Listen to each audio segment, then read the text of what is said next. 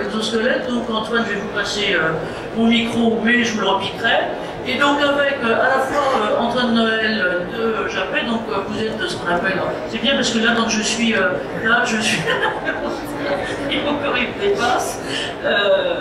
CV d'un start-upper, donc en gros, et vous allez nous raconter à la fresque d'histoire de la montée de Japet, et vous venez surtout donc en fait de l'univers médical. Donc en gros, pour coacher, si on peut dire, ou appuyer, on aura un duo qui va avoir tous les deux les micros de Lionel Giovanelli et de Antoine Noël.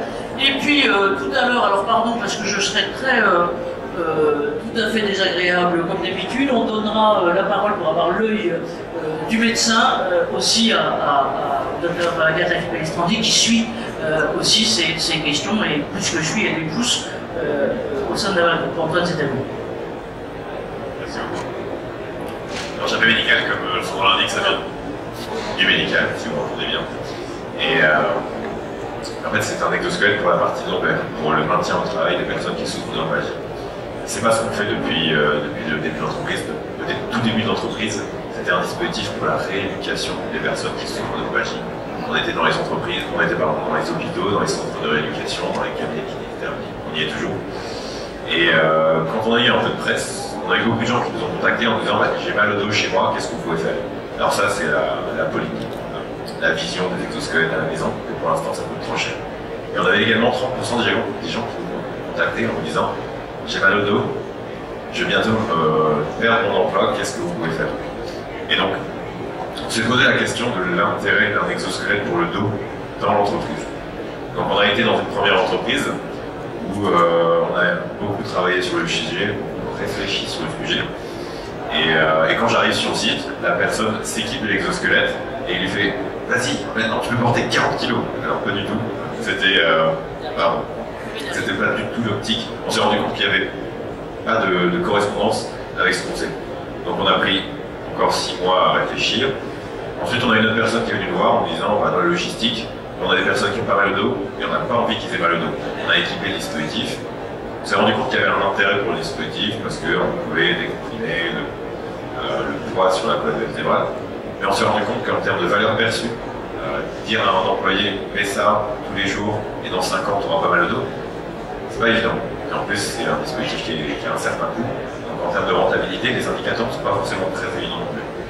Donc là-dessus on a encore pris un peu de temps pour réfléchir en se disant est-ce que c'est vraiment notre marché, est-ce que c'est vraiment notre application? Donc on est un gros focus sur l'humain. Du coup on y a beaucoup réfléchi. Et là, à ce moment-là, on a été contacté par un chef d'équipe de la SNCF qui nous a dit bah, écoutez, moi j'ai quelqu'un qui a mal au dos, qui a mal au dos de manière fréquente, qui est fréquemment en arrêt de travail, qu'est-ce que vous pouvez faire pour lui? Et donc on a été sur site, on a essayé, et il s'avère que la personne, tout simplement, à la fin de la journée, elle dit j'ai pas eu mal au dos aujourd'hui. Et donc, on s'est rendu compte que c'était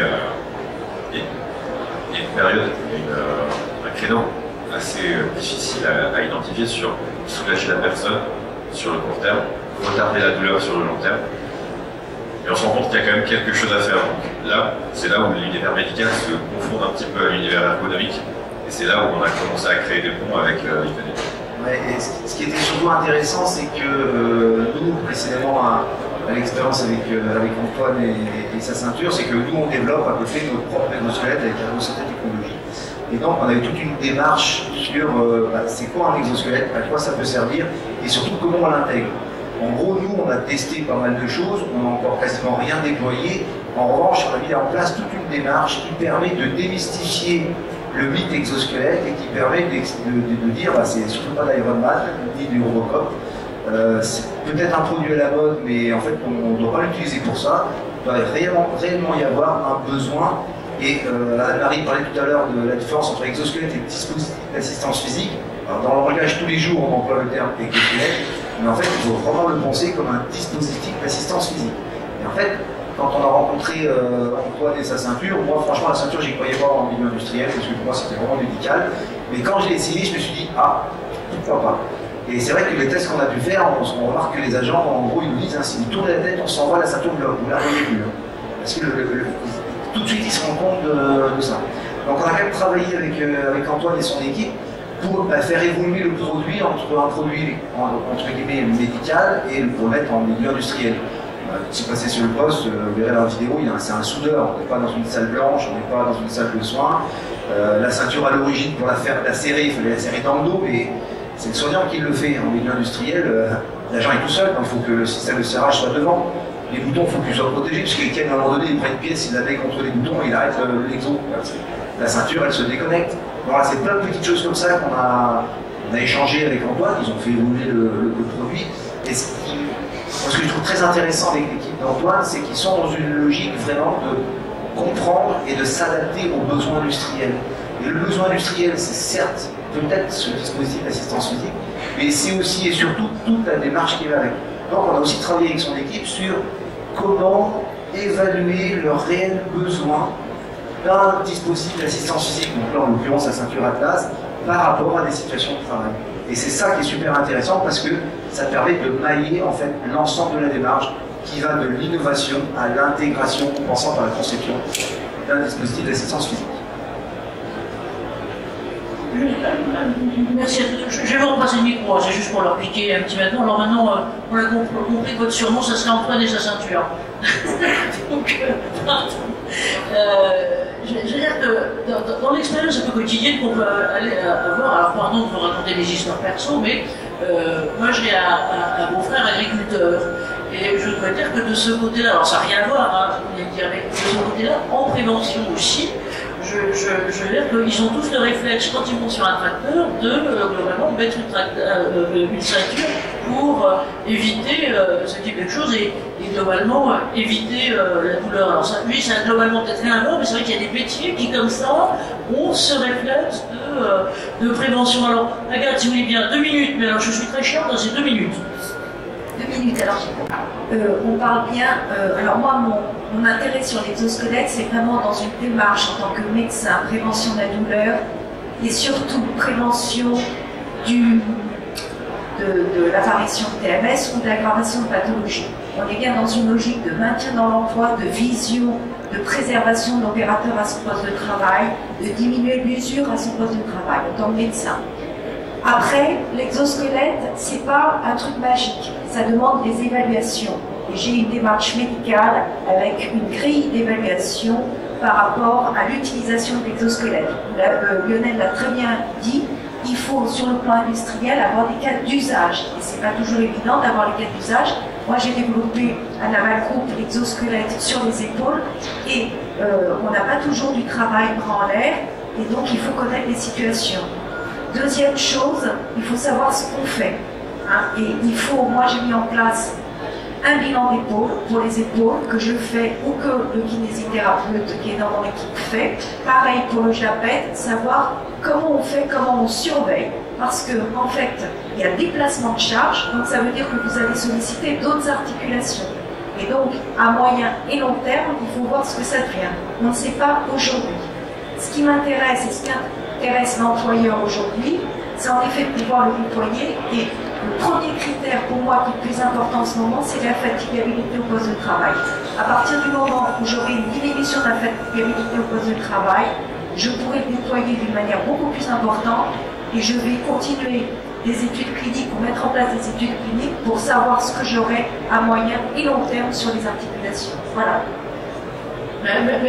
Merci à vous. Et donc on voit bien les vigilances qui sont déjà des vigilances d'utilisation. Ce que vous disiez de façon importante, c'est avoir des cas d'usage, être très vigilant sur le suivi.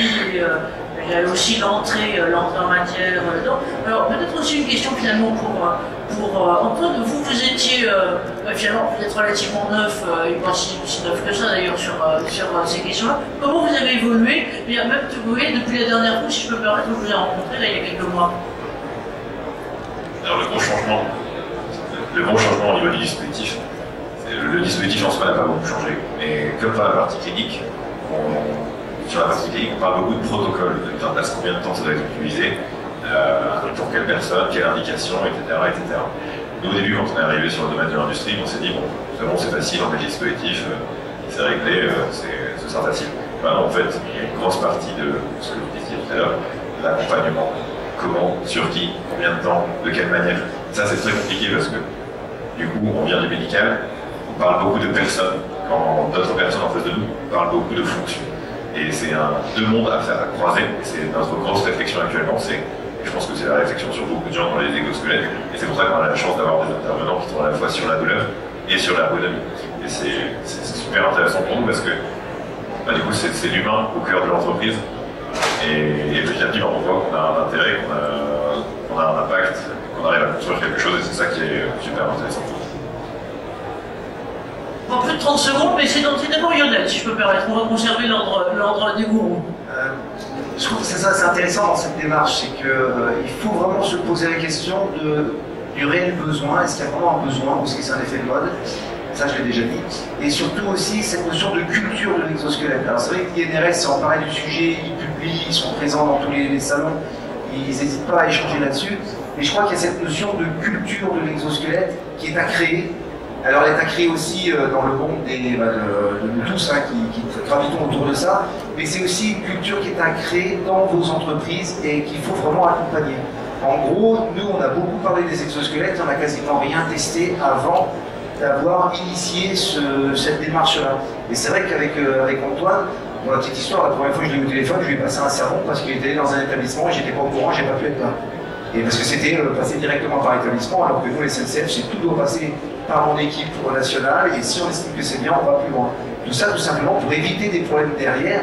On s'avère que c'est un super produit, c'est une bonne équipe, ça fonctionne bien, donc il n'y a pas de souci derrière. Donc, on est toujours en train de le tester, et les résultats sont bons. Mais je crois que c'est ça qui est important, c'est ce message-là, c'est peu importe l'exo que vous prenez, peu importe le fournisseur avec qui vous travaillez, il y a toute une préparation à faire qui est important. En gros, c'est la première fois qu'il vient et qu'il ne fait pas essayer l'exosquelette, c'est pas très grave. Parce qu'il faut vraiment discuter et vraiment comprendre le pourquoi du comment avec un exosquelette. Alors, les gars de Trépigne. Oui, ce qui est important, c'est que dans l'entreprise, en fait, c'est une démarche à plusieurs. Moi, je travaille avec l'ergonome, je travaille avec mon infirmière formée aussi en prévention des troubles musculo-squelettiques. C'est un travail qui nécessite l'engagement de l'opérateur, du chef d'équipe, de la ligne managériale. J'ai le PDG qui est derrière moi, d'ailleurs, qui veut absolument des résultats. Et moi, en tant que médecin, mon idée, c'était la chance énorme de pouvoir développer au niveau industriel des produits qui, demain, seront pour des malades. Moi, j'ai raisonné comme ça. Et parce que dans l'industrie, la mienne en particulier, je travaille dans la construction des sous-marins, j'ai des moyens pour pouvoir co-développer un certain nombre de choses et ça en fait partie.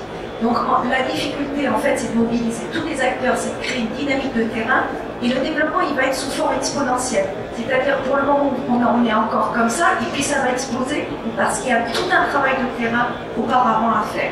Il faut que l'opérateur il s'approprie l'exosquelette, il s'approprie tout ça, et ça se fait pas comme ça en claquant les doigts.